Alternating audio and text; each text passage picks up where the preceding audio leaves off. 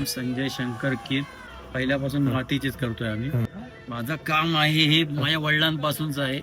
वडिलांपासून आहे म्हणून 45 वर्ष झाली. पहिले वडील करायचे, आता मी करतोय. वडील पण कुठे गेले नव्हते, ते पण असेच शिकून असेच बघून काम केलं त्यांनी. आता आमच्याकडे पिक्चर घेऊन जे येतो, जो पिक्चर घेऊन येतो, चित्र घेऊन एक प्रकारचं, त्याच्यात आम्हाला टाइम जातो.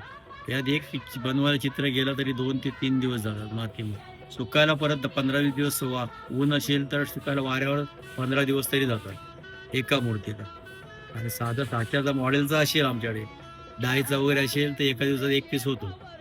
मातीचा फायदा म्हणजे गव्हर्नमेंटच्या आता पर्यावरणाच्या दृष्टीने सगळेजण पर्यावरणाच्या मागे लागलेले आहेत. ते पर्यावरणामध्ये पीओपी मध्ये थोडा प्रॉब्लेम येतो.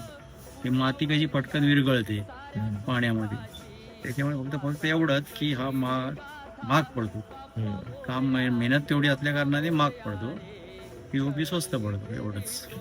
आम्हाला सध्या 3 वर्ष झाली माती आम्हाला फुकट मिळते BMC कडून. तेवढी मदत आम्हाला चालू झालेली आहे. आणि परमिशनसाठी वगैरे थोडाफार ऑनलाईन केल्यामुळे ते पण आम्हाला फ्रीमध्ये झालेलं आहे. मंडप बांधायला वगैरे फ्री झालेलं आहे सगळं.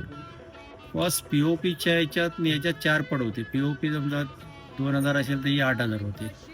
4 पट होते. हा, सगळ्यांनी जर याच्यात उतरले तर ते सपोर्ट करू. आता आमच्या इथे जवळजवळ प्रभाती एरियामध्ये बहुतेक सगळे कारखाने आहेत मूर्तिकार, ते सगळे मातीचेच काम करतात.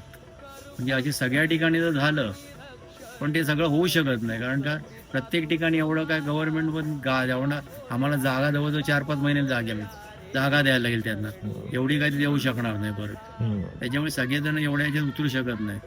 सगळ्यांनी झालं तर बरं आहे. ठीक आहे ना, चलो तर गणपती बाप्पा. हो.